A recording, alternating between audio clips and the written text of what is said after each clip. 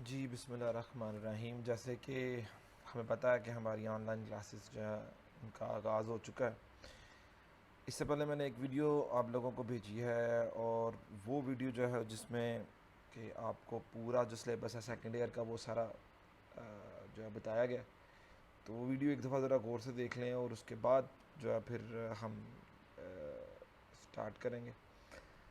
तो I hope आपने वो वीडियो देख ली होगी। तो चलें जी, चैप्टर नंबर 7 से हम स्टार्ट करते हैं। चैप्टर नंबर 7 बहुत ही इंपॉर्टेंट चैप्टर है।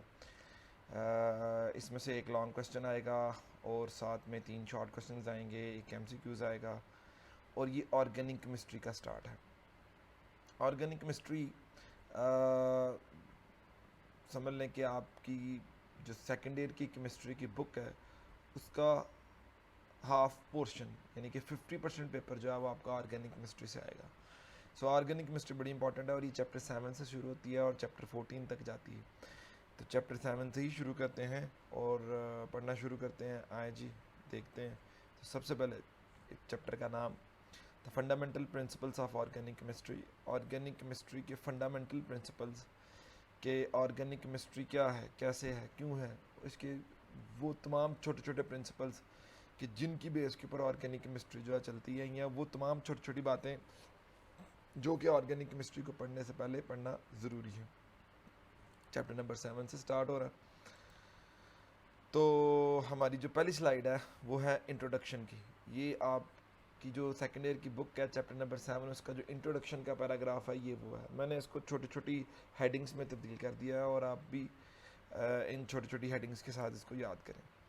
तो सबसे पहले लिखता है about 200 years ago the chemists classified the organic compounds into two major groups। कि 200 साल पहले ऑर्गेनिक केमिस्ट जितने भी थे उन्होंने केमिस्ट्री को दो ग्रुप्स में तकसीम कर रखा था। और वो दो ग्रुप कौन से थे?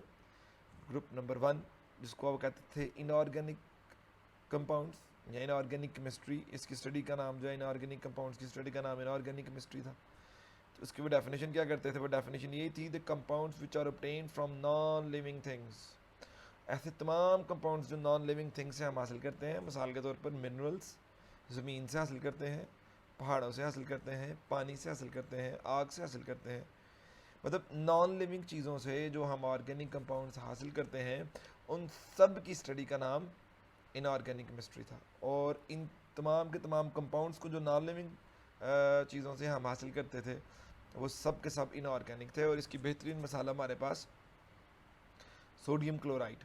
सोडियम क्लोराइड आपको पता है कि पहाड़ के अंदर से हम निकालते हैं और समुंदर से भी आप ले सकते हैं, समुंदर के पानी के अंदर से सोडियम क्लोराइड आपको मिल जाएगा। तो ये एक ऐसा कंपाउंड है जो हम नॉन लिविंग चीज़ों से जो है वो एक्सट्रैक्ट करते हैं। Next, organic compounds. Organic compounds क्या थे? The compounds that are obtained from living things.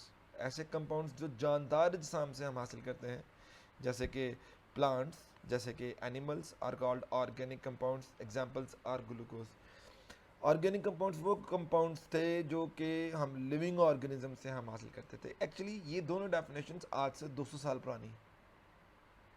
अभी ये दोनों डेफिनेशंस चेंज हो चुकी हुई हैं और ये दोनों डेफिनेशन इनऑर्गेनिक कंपाउंड्स की डेफिनेशन थी the compounds obtained from non living things, जबकि ऑर्गेनिक कंपाउंड्स की डेफिनेशन क्या थी? The compounds obtained from the living things. तो डेफिनेशंस भी फिर एग्जैक्टली इनकी ही बनेंगी।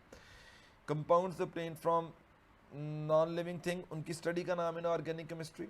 And compounds obtained from living thing, इनकी स्टडी का नाम ऑर्गेनिक केमिस्ट्री था। अगली स्लाइड की तरफ बढ़ते हैं और इसी इंट्रोडक्शन में वाइटल फोर्स थ्योरी के मतलब भी उसने बताया। वाइटल फोर्स थ्योरी हम मैट्रिक में थोड़ा बहुत कॉन्सेप्ट पढ़ के आए हैं और इधर भी वही कॉन्सेप्ट है। वाइटल फोर्स थ्योरी थी, ये थ्योरी जे ब्रजीलियस ने जो है वो हमें दी थी 1815 में। और याद रहे कि जे ब्रजीलियस ये वही साइंटिस्ट है जिसने एटम्स के एटॉमिक मैसेज को डिटर्मन किया था। जे ब्रजीलियस ये वही साइंसदान है जिसने जो हमारे जितने भी जो एलिमेंट्स हैं उनके सिंबल्स बताए थे। जे ब्रजीलियस वही साइंटिस्ट है जो एटॉमिक थ्योरी के ऊपर भी थोड़ा बहुत काम कर चुका है। हुआ क्या कि इसने ये थ्योरी पेश की थी, जितने भी अर्ली केमिस्ट्स थे they never succeeded in synthesising the organic compounds के वो बार बार कोशिश करते थे ऑर्गेनिक कंपाउंड को लेबॉर्ट्री में सिंथेसाइज करने के लिए, लेकिन बार बार उनकी जो कोशिश थी वो फेलियर में तब्दील हो जाती थी. So this continuous failure led them to believe in to the vital force theory. ये कॉन्टीन्यूस फेलियर ने उनको इस चीज़ पर यकीन करने पर मजबूर कर दिया कि कोई वाइटल फोर्स है जो ऑर्गेनिक कंपाउंड्स को सिर्फ जानदार जिस्म के अंदर ही बनाने हमारे लिए मुमकिन नहीं. So it was believed that organic compounds can only be manufactured within the living things by some vital force. Vital force कहते हैं ऐसी कुव्वत, ऐसी ताकत जिसके बारे में हम नहीं जानते, जो अननोन है. कोई ऐसी फोर्स है लिविंग ऑर्गेनिजम्स के अंदर जो कि नॉन लिविंग ऑर्गेनिजम्स के अंदर नहीं है, नॉन लिविंग चीज़ों के अंदर नहीं है. वो फोर्स जो है वो ऑर्गेनिक कंपाउंड्स को सिंथेसाइज करती है within the living organisms. और लिविंग ऑर्गेनिजम्स के अंदर रिजेक्ट कैसे किया? By his work. उसने क्या किया? उसने he prepared urea an organic compound. उसने और एक यूरिया प्रिपेयर किया लेबॉर्ट्री के अंदर जो कि एक ऑर्गेनिक कंपाउंड है. और कहाँ से प्रिपेयर किया? From an inorganic compound ammonium cyanide in laboratory. एक इनऑर्गेनिक कंपाउंड से उसने एक ऑर्गेनिक कंपाउंड बना दिया लेबॉर्ट्री में. यूरिया एक ऑर्गेनिक कंपाउंड है जो हमारी बॉडी के अंदर बनता है जब हम प्रोटीन्स इनटेक करते हैं, प्रोटीन्स खाते हैं. प्रोटीन्स की डाइजेशन के एंड प्रोडक्ट हमारी बॉडी में यूरिया होता है. ये यूरिया हमारी बॉडी में यूरिन की फॉर्म में स्टोर होता है और थोड़ी देर के बाद हम इसको फिर एक्सक्रीट कर देते हैं.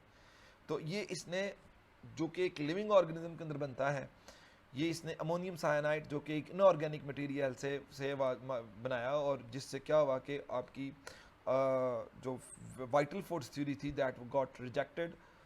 और ये आपके सामने एक इक्वेशन भी है जैसे मैंने बताई कि इक्वेशन अमोनियम साइनाइड से उसने इसको यूरिया में तब्दील कर दिया. अब ज़ाहिर सी वाइटल फोर्स थ्योरी रिजेक्ट हो गई तो वो definition the compounds obtained from living organism वो भी जो है वो रिजेक्ट होगी. So there was a need कि एक नई डेफिनेशन जो है बनाई जाए. अब ये एक नया टॉपिक है. इंट्रोडक्शन खत्म हो गया, नया टॉपिक शुरू हो गया केमिस्ट्री का, that is modern definition of organic chemistry. Modern definition of organic chemistry वो ये लिखते हैं कि organic chemistry is a branch of chemistry which deals with the study of compounds of carbon, hydrogen and their derivatives. Carbon और hydrogen से बने हुए compounds और कार्बन और हाइड्रोजन से आगे से मखूत शुदा कंपाउंड्स, मखूत ड्राइव्ड कंपाउंड्स जो है उनको मिला के जो हम आगे से कंपाउंड बनाते हैं जैसे ग्लूकोज, इनकी स्टडी का नाम भी ऑर्गेनिक केमिस्ट्री है. Study of compounds of carbon, hydrogen and their derivatives is known as organic chemistry. और ये ऑर्गेनिक केमिस्ट्री की एक सिंबल जो मैंने यहाँ पर आपको दिखाया कि ऑर्गेनिक केमिस्ट्री में कौन कौन से जो एक्सपेरिमेंट्स होते हैं. सो अब ये जो क्वेश्चन है, ये जो टॉपिक है modern definition of organic chemistry इधर तक ही था, उसमें काफ़ी ज़्यादा उसने लिखा हुआ लेकिन हमें सिर्फ यहाँ से डेफिनेशन करनी. अब ये जो टॉपिक शुरू होने लगा some features of organic compounds, ये एक तीसरा टॉपिक हमारा शुरू हो गया. And this topic is very important from long point of view. Long point of view से ये टॉपिक बहुत इंपॉर्टेंट है. तो आप लोगों ने इसको बड़े अच्छे तरीके से सुनना है, इसको समझना है और इसको याद करना है. ठीक है जी. सो सबसे पहला कुछ फीचर्स हम ऑर्गेनिक कंपाउंड्स के पढ़ने लगे हैं कि क्या क्या फीचर्स होते हैं, जिसमें सबसे पहले फीचर जो है वो बता रहा है कि peculiar nature of carbon. Carbon is one of those elements which has a peculiar nature from the all other elements present in the periodic table. जितने भी एलिमेंट्स periodic table में मौजूद हैं उन सब से थोड़ा सा डिफरेंट है कार्बन. और किस तरह डिफरेंट है वो आप देखें. Carbon is present in 4A group. Carbon 4A group में मौजूद है periodic table में. अगर आप देखें carbon has a unique property. Carbon की एक यूनिक प्रॉपर्टी है वो क्या? Of linking with the other carbon atoms. के कार्बन कार्बन के साथ जुड़ती है और एक लंबी चेन्स और क्या बनाती है? रिंग्स बनाती है.